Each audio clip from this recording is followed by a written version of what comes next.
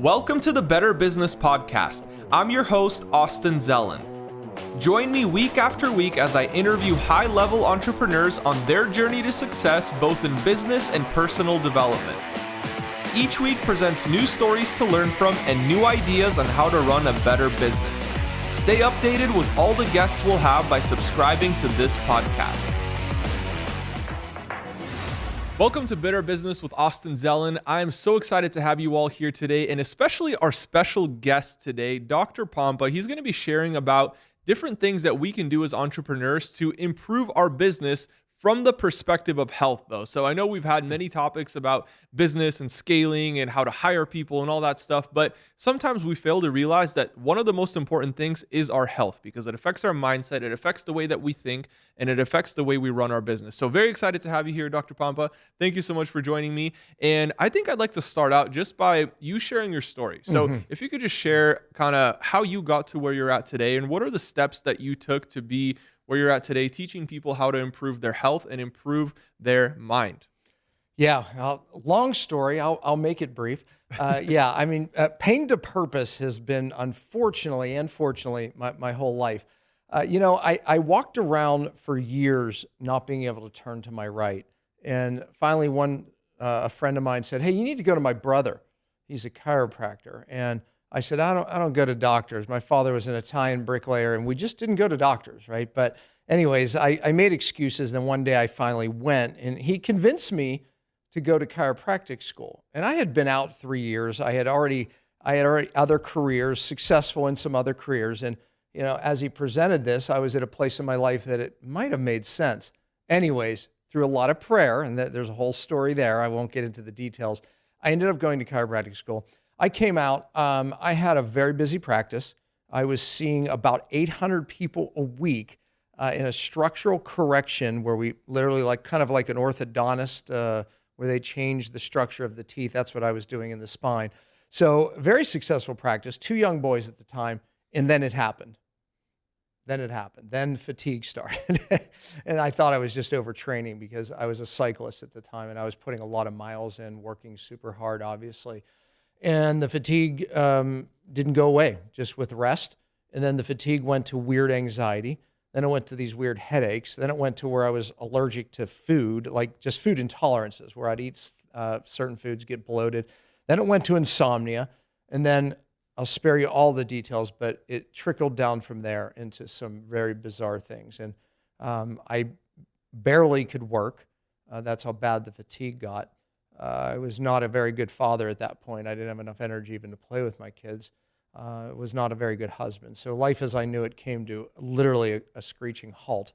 But that led me into everything that I've been teaching now to doctors for 20 years. So pain to purpose.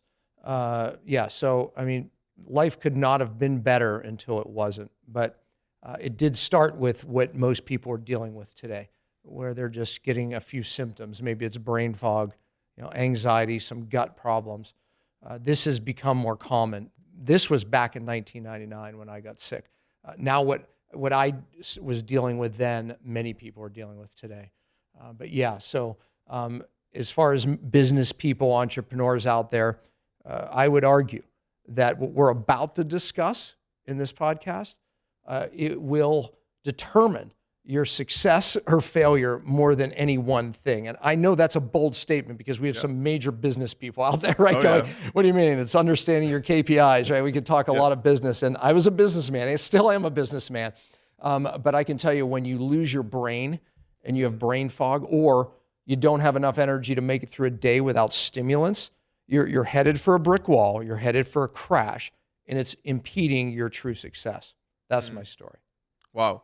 That's so powerful. And some of the symptoms that you mentioned, even I've felt those in my life as well, where you're talking about like brain fog and sometimes fatigue and anxiety and those things. And I think a lot of people watching this are probably like, wow, like I feel like that too, right? Yeah. Maybe not every day, but I've felt that before and I don't want to feel that way. And I like that bold statement that you shared about this is that one thing that can make all the difference, because it's like everything stems from this. If this is not right, it doesn't matter what your KPIs are. It doesn't matter what everything else is, because you're not in the right place to be operating your company Yeah. to the fullest extent that it can be done. So anyways, could you dive in a little bit more on those symptoms? Yeah. Like, let's say somebody has brain fog or anxiety or gut issues. Like, what can they do, and why are they experiencing these things? Yeah, that's a good question. And just to piggyback off of something else you said that reminded me, when these things start, Yeah. we start compensating, right? We were joking about Red Bull earlier, but the stimulants, more and more coffee, right? The drinks through the day. People are using a lot of other stimulants that we probably won't talk about, but we start to use these crutches to make it through the day. But the problem is you're driving cortisol, you're driving adrenaline, you're driving your nerve system into a direction that it can only take so much. Your genetics will determine that breaking point. And without getting to the real causes of what I'm talking about, which we'll get there, these stimulants are not the answer. The other thing I want to point out is your relationships around you start breaking down because you become irritable unless you're on the stimulant. You start to utilize these things because your business matters that much. Your goals matter. Of course, you have to function. When you don't sleep great, you can't get to sleep, wake up middle of the night, can't get back to sleep, or you sleep 8 hours, probably not 6 hours, 4 hours. You need something to get you through the next day. But this starts straining your relationships around you. Then it starts straining your whole life. And then that trickles down into your business. So I say that just to say that none of us are immune to this, right? And many of us high-driven people will be affected by this. All right, you asked the question, what is the real cause? If I put it into a nutshell, like of one thing, it's neurotoxic illness. When we look at the numbers of people with thyroid problems today, it has skyrocketed even in the last 10 years. And there's a reason for the thyroid. But if we look at people with adrenal fatigue, thyroid problems, hormone problems in general, low testosterone, which again affects your performance, your boldness into a deal, into whatever you're presenting is everything. It's very difficult to have that boldness unless you're compensating some other way. Again, there's an end to that without high enough testosterone levels or normal testosterone levels. Now, you may think the answer is just taking more hormones. It doesn't work long term, and there's a reason for that. So when I say this to why all of these new issues are hormone problems, even energy, even the ability to lose weight, and what's happened over the last 20 years is something called hormone resistance. That means your cells literally don't hear the hormones anymore. Okay, what does that mean? That means that we can take hormones, and every hormone has to get their message into the cell via a receptor. It has to connect into a cell, and then the hormone itself or the message has to go into the cell. And when that happens, we stay lean. We have energy that lasts all day. Our brain works normal because ATP is dependent on how our brain works. So that means no brain fog. Digestion is good. So all of those things happen if those hormones, whether it be testosterone, it could be insulin, it could be estrogen, it could be thyroid hormone, you name the hormone, it has to connect to that cell. Now, the problem is that it's called hormone resistance. When something is blocking that from happening, we don't feel well despite diet change, taking stimulants, taking supplements, taking medications, and even, like I said, taking hormones. So the better question then is, okay, if that is the key to feeling better, clear brain, ultimately energy that lasts through the day, what can we actually do about it? Okay, we'll get to that. But the better question is what's happening? Why are our hormones not connecting to those receptors? Yeah. And it's something called inflammation. Have you ever heard inflammation is the cause of everything bad? Yeah. Yeah. Okay. Yeah. Like inflammation is the cause of every chronic disease, diabetes, whatever. Yeah, right. But we're talking about cellular inflammation. So when these cells become inflamed, it blocks the hormones. This is what I've taught for 20 years, and this is what I learned out of my own pain and out of my own battle. Yeah. But you can't even get good nutrition in the cell, even if you change your diet, when your cells are inflamed. You can't get toxins out of the cell, which basically start accumulating, and then we start basically feeling worse and worse. Energy starts, declining. So then the final question is, if you're really paying attention, is what's driving the inflammation? Yeah. And those are the specific toxins that I'm talking about that have changed over the last 20 years. Okay. So basically, once these cells get inflamed, you're kind of in a position to fail because you're not getting the right nutrition in. Yeah. You're not able to get the toxins out. So it's kind of like a recipe for disaster, That's really. right. You know, and over time, does that get worse and worse and worse unless you uninflame those cells?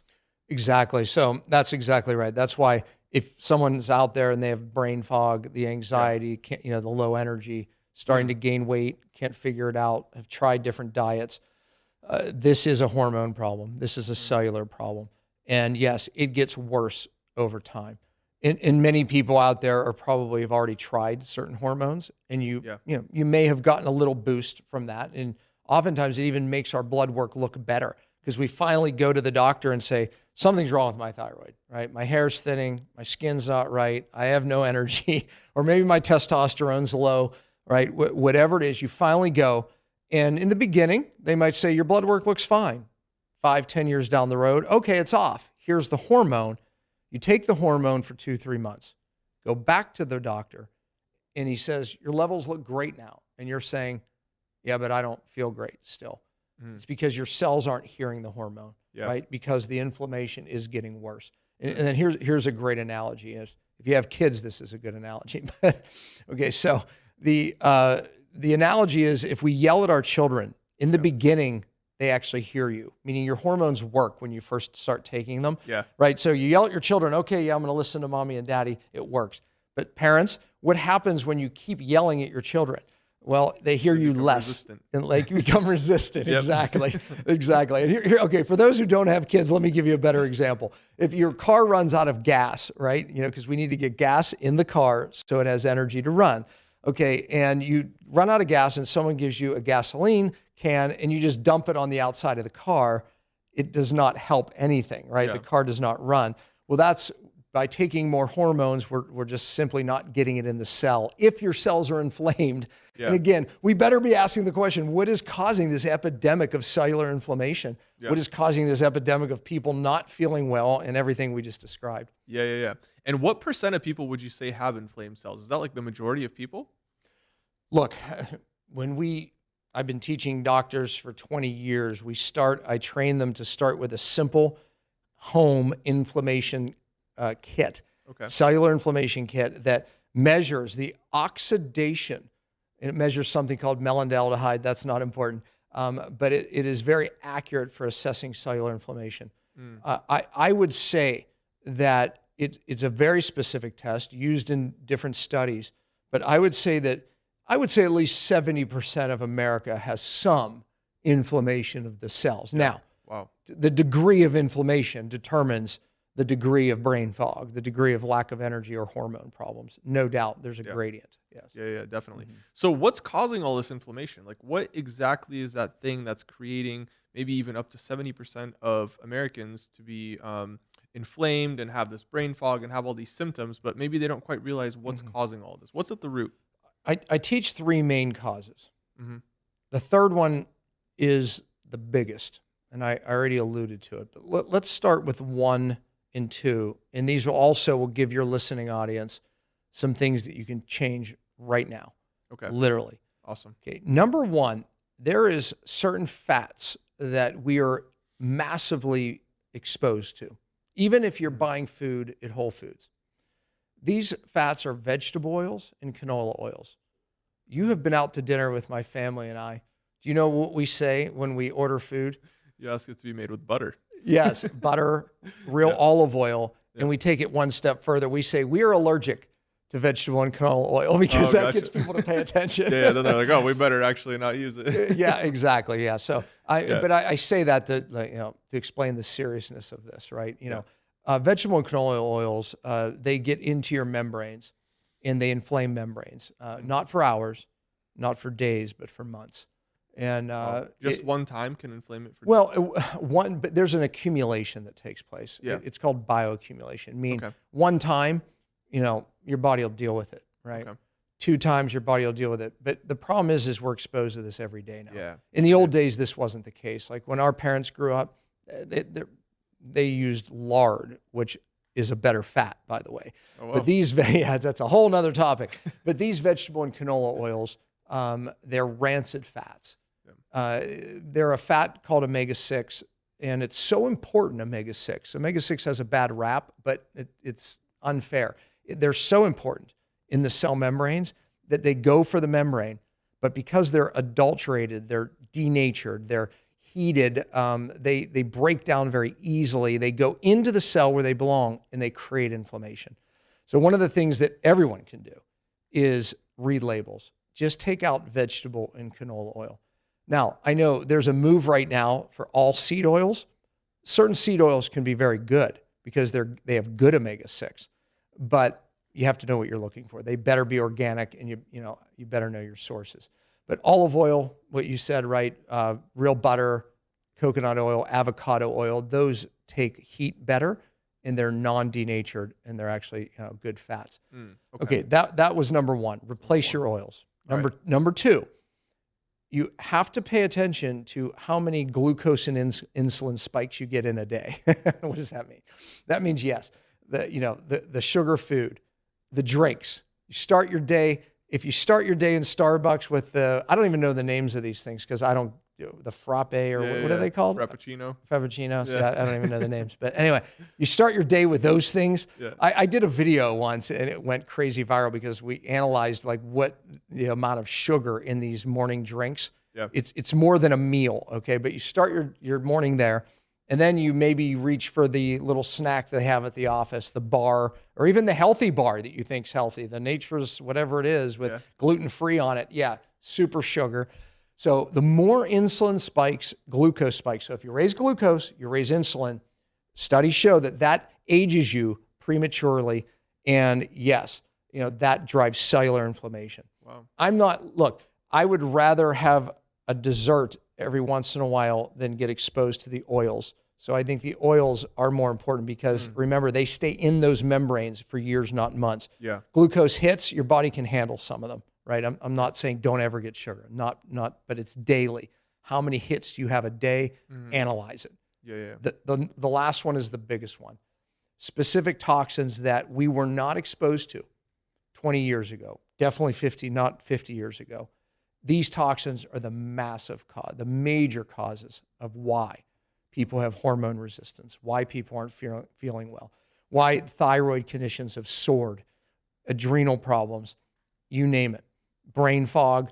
These neurotoxins, we need to get to those at the cellular level. Most people watching this say, well, that's why I'm doing juice cleanses. That's why I've done the 21-day cleanse that my practitioner gave me. That's why I'm doing saunas, foot baths, you name the cleanse. Look, what I learned when I was sick, real detox has to be at the cell. The bioaccumulation of these types of toxins is what's changed in humanity. If you look at really why people don't feel well, the symptoms that we've already been discussing, it is because these toxins have accumulated in and around your cells and it now have crushed what your cells are designed to do day in, day out, meaning your cells are designed to get rid of toxins. But once we overload those pathways and they're now slowed down, we start accumulating those toxins in our cells, yes, driving inflammation, but driving all of the hormone resistance that I described. And this is why people will say, I've changed my diet, I still don't feel great. This is why people say I'm taking this hormone or that supplement. Your cells are inflamed. Toxic cells will not respond to those things. So that's the thing. We have to get to these toxins. So is it important for people to know what these toxins are so they can start avoiding them? Because I know you talked a little bit about the oils and making sure that we're not having too many insulin spikes every day, but is it important to identify these toxins and cut them out? Yeah, it is. Look, if we look at, as an analogy, if there's a bucket upstairs, or a bucket, let me say it this way, if there's a bathtub upstairs overflowing, you're going to have a lot of damage below. That's the symptoms that people come into their doctor with. Headaches, gut problems, this, that, all the things we've been mentioning, right? Okay, so it's overflowing. Yes, we need to open up the drain. But even opening up the drain, if the water's running in too aggressively, meaning the toxins we're exposing ourselves to, even with the drain open, it's going to overflow. So yes, we have to open up the drain. Yeah. That's my work that I do. Detox. Right. Yeah. That's the cellular detox, and real detox has to be at the cellular level. Yeah. But we also have to slow down what's going in. So that's the answer to your question. Specific heavy metals we're exposed to unknowing. If you look at some of the studies, where actually our first exposure is in utero. There's a study called the DRASH study. It's a German study that showed the number of silver fillings in mom's mouth is proportional to how much mercury ended up in the baby's brain. Wow. In utero, and that was on autopsy studies, so very accurate. So we're looking at exact amounts of mercury in the brain. Yeah. That's where we're starting life. And then we start getting our other exposures.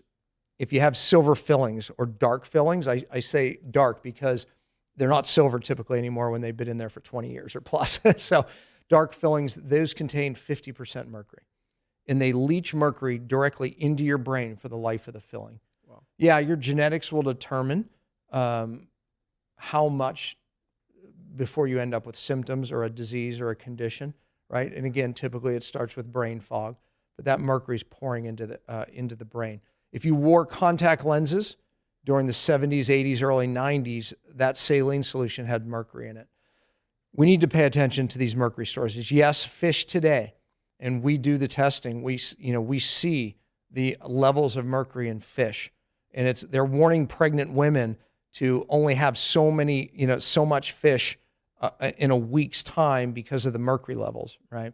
So yeah, we need to pay attention to that. We don't want to eat farm-raised fish. We want to eat more cold water fish, smaller fish, or cleaner than big fish. But here's another major exposure.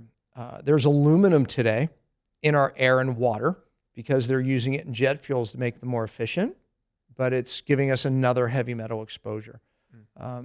Look, I believe that my work, we started this whole conversation by saying, if you really want to hit your goals, be successful, family, business, whatever your goals are, we need to function at the highest level possible. I believe that if you desire that, my work is imperative. And I don't say it arrogantly because I only know what I know because I went through it, but I say it because I believe it in my heart.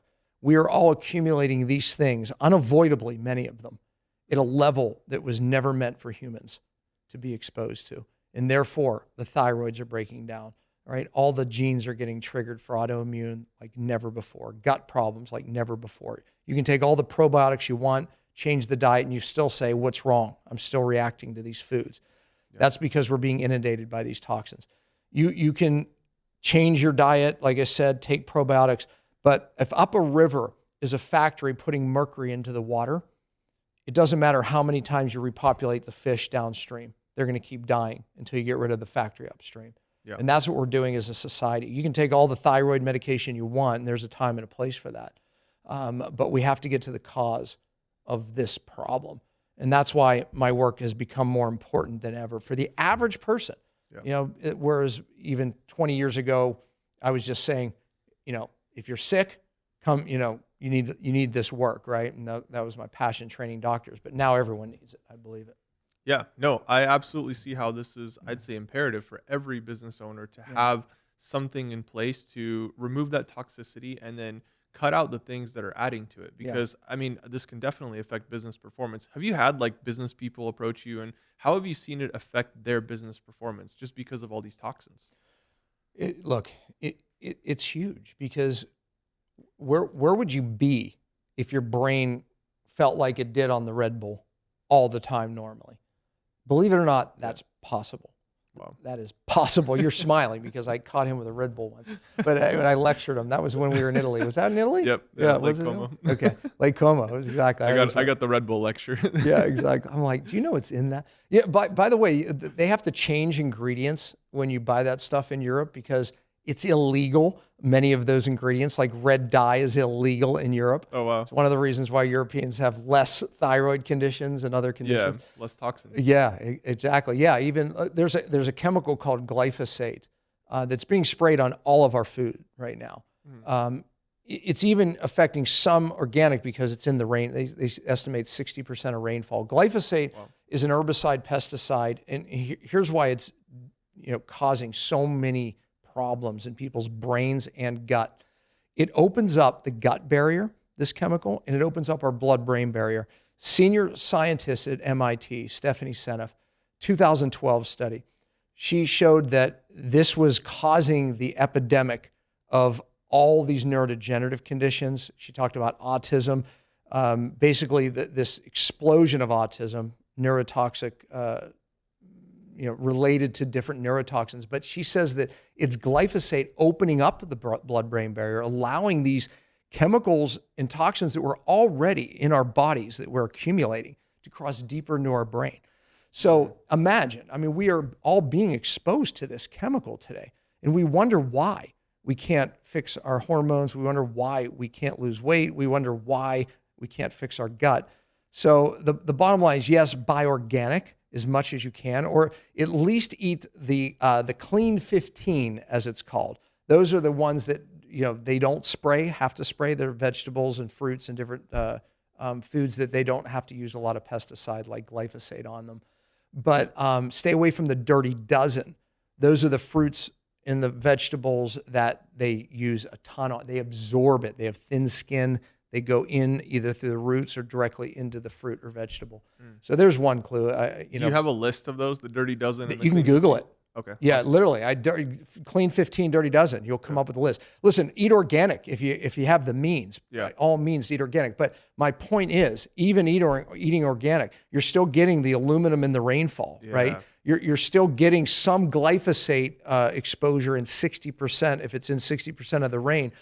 So again, that's another reason. I believe that cellular detox is more important than a diet. I don't know if you know who David Avocado Wolf, but he heard my lecture.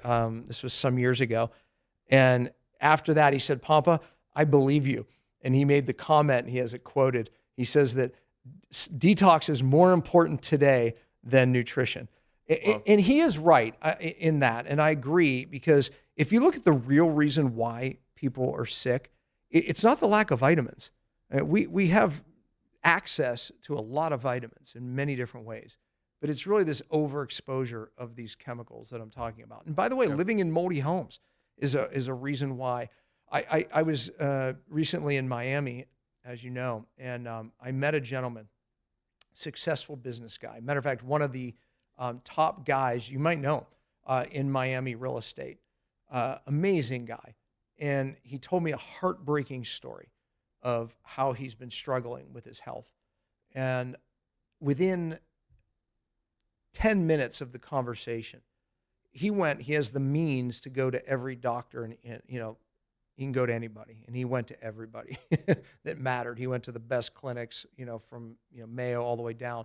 He went to the best alternative doctors, and none of them asked him the right questions.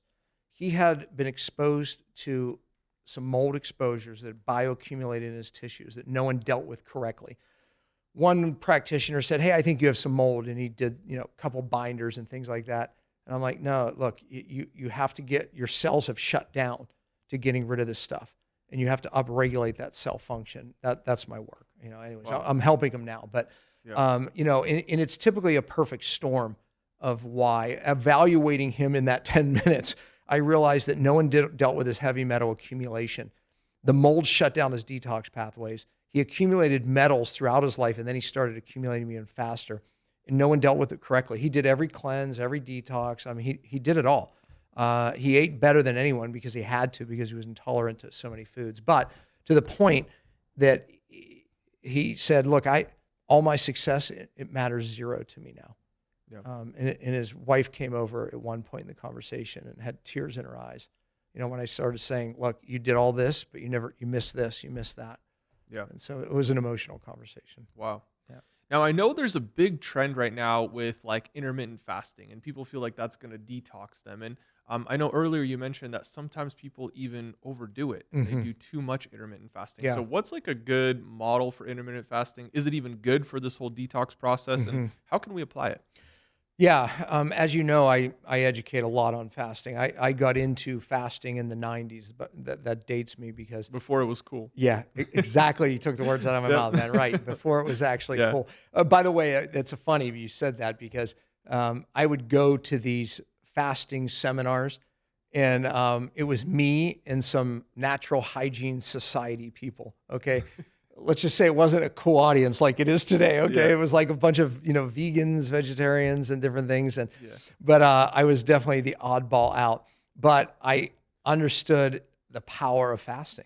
Yeah. I've watched very sick people get well with fasting. I went to these clinics, around the United States that did extended fasting. So I learned a lot. I've written a book about fasting. Fasting, to your point, is in vogue now. It's really popular. Daily intermittent fasting, many of your audience probably are doing it, but where you eat in a window. Maybe you skip breakfast and your first meal's at noon, 2 o'clock. Some people just eat one meal a day. So earlier in my career, I was explaining to people of the benefits of fasting. Something autophagy happens where, to get energy during a fast, your body breaks down bad cells, these inflamed cells, these senescent cells that live too long, lower immunity, cause hyperimmunity. I was lecturing everyone on the importance of fasting. Now I go to these seminars and I see these gaunt people. Oh, I know who they are right away. Fasting is a catabolic state that can be very healthy if used correctly. We'll give you some pointers here, so hang in there. But yeah, now they're fasting too much and they're in this catabolic state too long. And so now I'm reminding people the feast is as important as the fast. So if you're somebody out there that's intermittent fasting, what do I mean by the feast? Let's say that you're eating 2 meals a day in a 6-hour eating window and you're fasting, the difference. You're fasting, whatever hours, maybe some of you are fasting 14 hours, some of you are fasting 18 hours. But what I mean is take 1 or 2 days a week and don't fast. Feast. Get up and eat breakfast. Eat more calories that day. Maybe eat 4 meals that day. Do the exact opposite. A feast could mean if you're a low carb person, that could mean eat more carbs 1 or 2 days a week. And females tend to need more feast days than males. Thyroid people, hormone people tend to need more feast days. The exact opposite, what people would think. So a feast day, I'll make this as simple as I can because I know my audience isn't, medically trained, but a feast day reminds the body it's not starving. So when you see someone fasting too much, their body is in this catabolic state, which can be good because it's getting rid of bad cells, but eventually it starts to think it's starving. What happens? It goes into a starvation mode. What does that mean? That means it'll start hanging on to fat and actually burning even muscle. And your metabolism goes down, down, down, down. So if we're reminded it's not starving with some feast days, now we burn up the metabolism again. It's kind of like if you bought a piece of property, which I don't think you would, in the middle of Alaska, this cabin. I don't see that as being your gig. Yeah, no way. Not really. Yeah, probably not anyone out here. But anyways, some people are going, that's me. I want that. That's my goal. Fine. But okay, here's the analogy. Let's say you have this cabin and you know how much wood that you need to keep this cabin warm through a winter, a typical winter. Yeah. So you have that amount of wood this winter, but this winter's big, hard winter, right? And you're burning through your wood faster than normal. What are you going to do? You're going to start burning less wood, which means your cabin, instead of keeping it at 68 or 70, you might have to survive at 55. So you're lowering your metabolism to survive the hard winter so you don't burn all your fuel, right? Like your body would do if we're starving it or it thinks it's starving. Great analogy. But then your friend comes over. I come over, Austin, dude, I've got plenty of wood, man. I'll have my guy bring some over to you. You're like, oh, thanks, man, because I couldn't get in, anywhere to find any. I bring over, put the wood supply back all the way up. What are you going to do? Fire up the metabolism. Yep. Yeah, exactly. You're going to burn back up at 70. That's what feast days do. Yeah, so look, fasting's powerful, but we have to keep the body reminding it's not in a starvation mode. And again, thyroid people with some hormone resistance are going to need more of these feast days. Even when we do a longer fast, like oftentimes I train people on doing 5-day fasts, whether it's pure water or what we call a partial fast, where you just eat less protein and less calories. We say if you fast for 5 days a month, have a time where you feast for 5 days a month. Low carb people, if you stay low carb too long, your body will eventually slow down fat metabolism. You have to throw in feast days. And low carb people do not like eating carbs. But I'm telling you, add 1 or 2 days a week. Don't take my word for it. If you're someone who's really privy to fasting, you might measure your ketones. You know what ketones are? Mm-hmm. Ketones are a product of fat metabolism. It's a sign that your body's using fat for energy. If you measure your ketones and let's just make up a number. Let's say you're in a state of ketosis. Yep. Let's say you're 0.7. The next day after a high carb day, feast day, let's say you're going to be 0.2. They go down. Pompa's wrong. See what happens the second day. I guarantee you'll see this massive spike, which means if the ketones went up massively, that means you went into a major fat burning. You do. 2 days after a feast day, you go into a massive fat burning because your metabolism got juiced up. So fasting correctly is powerful, no doubt about it. And it gets rid of bad cells. It helps us become better fat burners when you do it right. Interesting. So you're saying that instead of fasting 7 days a week, maybe a better model is fasting for 5 or 6 days, having that feast day, and then our metabolism gets bumped up, and now we're burning more fat. Yes. So now we're leaner, stronger, and we're looking better than we ever imagined. Yeah. Look, I don't know how many people have probably experimented with ketosis. Yeah. Ketosis is fun, but it's very popular right now. So is carnivore diets. Carnivore diets meaning that you just eat meat and fat. Yeah. It's amazing for autoimmune, but these diets, first of all, ketosis isn't a diet; it's a metabolic state of survival. Mm-hmm. But we shouldn't stay in these diets.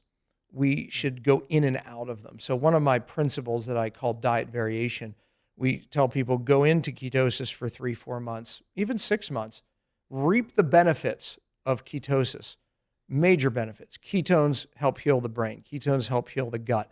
Ketones can absolutely change your metabolism, help downregulate cellular inflammation, but you don't stay there. Then you move to maybe a high, healthier carbohydrate diet. That's the variation principle. Every time we shift diets, we actually create stress in our microbiome, which is good because then what happens is we build diversity in our good bacteria in our gut. Diversity is the key to good immunity. Diversity is the key to good brain health. We want diversity. And how we do it, you don't build diversity by taking pills, probiotics. You build it by stressing it with diet change. So even those people out there that eat a plant-based diet, you don't want to stay on that high plant-based diet. There's things called lectins and phytates that are very high in plants. They can start to irritate the gut if you stay on that diet too long. So it's good to rotate. Just like every culture in the history of man has rotated diets because they had to. We don't have to. So literally, I have to teach the principle that we want to change diets. Right now, I'm in ketosis. I'll probably be in ketosis until winter ends.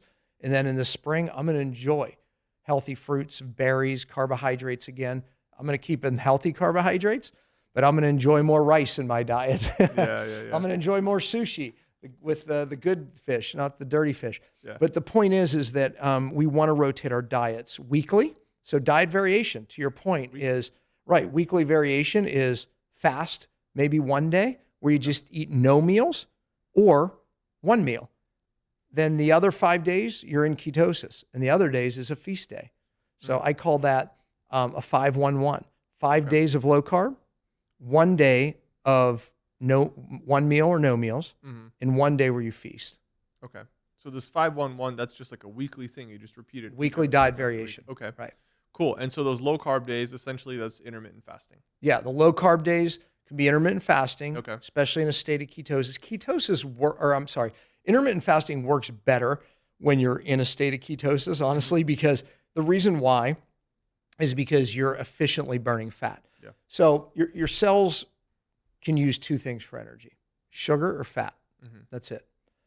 When you're in a state of ketosis, you're using mostly fat. Yeah. So when you're not eating, like through the night or in this fasting state, you're burning fat. Many people hormonally are stuck as sugar burners with the hormonal inability to use fat as energy. So when they go through the night or in this fasting state, they're stuck as a sugar burner and they're not efficiently using fat. That's bad, because here's what will happen.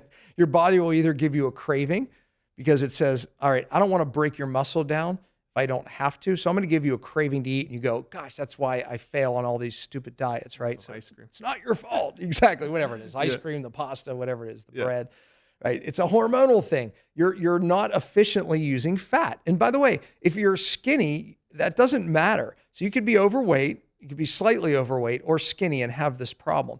So your cells, when it can't use fat efficiently for energy, it will either give you a craving you can't resist, we're reviewing, or it will break muscle down. It's called gluconeogenesis. So through the night, when you should be using fat for energy, or when you wake up and you're fasting, you should be using fat, and you're not. You're breaking muscle down. So now you're breaking muscle down and you're losing metabolism. It lowers. So the point is if you're break into a state of ketosis, it's a way to train your cells to shift over to fat burners. So back to the question, 5 days of ketosis and 1 day, of a fast, whether you eat one meal or no meals, and then the other day is a feast day. Eat the high carbs, eat more meals, or it could even be high protein. Or you can do a 4-2-1. 4 days of ketosis or low carb, 2 days of feasting. If you're someone who has a thyroid issue, right? 2 feast days, maybe Saturday and Sunday. They can be back to back or separated. And then 1 day where you eat one meal, right? Mix it up. I interviewed a scientist, Kristen Verde. This was some years ago, but she was one of the first to show, and they happened upon this in a mouse study. A varied diet worked better than any diet for weight loss resistance, meaning the inability to break through and lose weight again. They compared low carb diets, low fat diets, like every possible diet, to a varied diet, meaning 1 day, normal feeding, next day, low calorie, normal feeding, next day, low calorie. And it basically worked better than any diet. I said, Karen, why is that? And she said, it's simple. It forces the body to adapt. And in that adaptation, hormone optimization is one of the things that your body does. Your cells become more sensitive to hormones. It optimizes growth hormone, et cetera. And therefore, the mice were able to break through weight loss. And I was like, that makes all the sense in the world. Yeah, that's amazing. So if somebody's watching this and maybe they don't know how to get into a state of ketosis, what do they need to do to kind of break into that for those 4 or 5 days a week? Get your carbs, great question. Get your carbs under 50 grams a day on average. Okay. Now, some people might have to go 30. You can get a $50 keto meter. If you go to ketomojo.com, keto with a K, mojo, mojo.com, you can buy a whole kit for like $80. They give you the glucose strips, the keto strips. And when your ketones go above 0.5 on that blood test, you're now in ketosis. Okay. So I say that because that will tell you if you need to lower. Like, I'm doing 50 carbs a day. I'm still 0.2. It takes most people 2 weeks to keto adapt to get into that state. So after 2 weeks, if you're at week 3 and it's still not happening, lower your carbs. You might have to go to 10 or 20 carbs a day for a while. If you do that and you still don't get in, you're majorly neurotoxic. Neurotoxic people have trouble shifting over from sugar to fat as an energy source. That's a sign that you're neurotoxic. Now, if you were really listening, you'll know why that is, because you're hormone resistant because of an inflamed cell not hearing the hormones that you need to burn fat. Remember, thyroid hormone goes into the cell and helps your mitochondria burn fat for energy, right? That's why people that have thyroid problems gain weight or get skinny fat.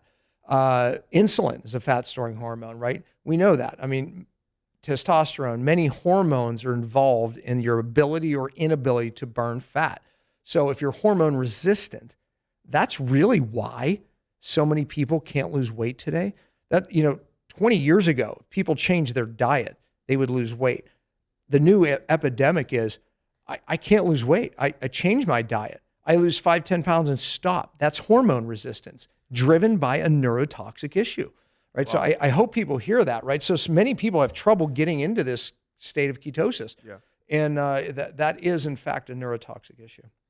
Wow, man, this has been very fascinating. So it sounds like neurotoxicity is it's an epidemic. It's It going is. on all over the world, and especially in the United States, where we have all these things in our foods. And so, can you tell us a little bit more about your program and what you do to help people get out of that state of neurotoxicity?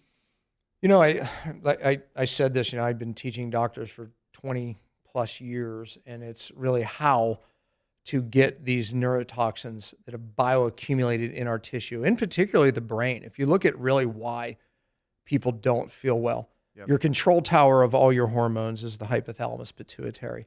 That tells your thyroid to start producing more or less hormone, and really it determines all your levels. So many neurotoxins have bioaccumulate in that part of the brain. My brain phase of detox is what I'm, known for, famous for. And again, I don't say any of this to brag or boast. You know this. Yeah. I got sick to learn it, and I believe God did that in my life. As a matter of fact, when I was sick, my wife, because it does this strange relationships, right? And Yeah. I had two boys at the time. You know both of those boys. We have 5 kids now, but at that time I had 2. My wife and her, she was scared, and she was, wondering what was going to happen to our family. And so she was literally on her knees crying out to God, asking for an answer for me and our family. And God spoke to her heart that not only am I going to get well, that He's going to get me well, but that I'm going to take a message to the world. So Yeah. when I'm confident about what I do and teach, it's out of that. I mean it. I mean, I didn't have a choice. I'm called to it. Yeah. By the way, when she would tell me that, I didn't want to hear it.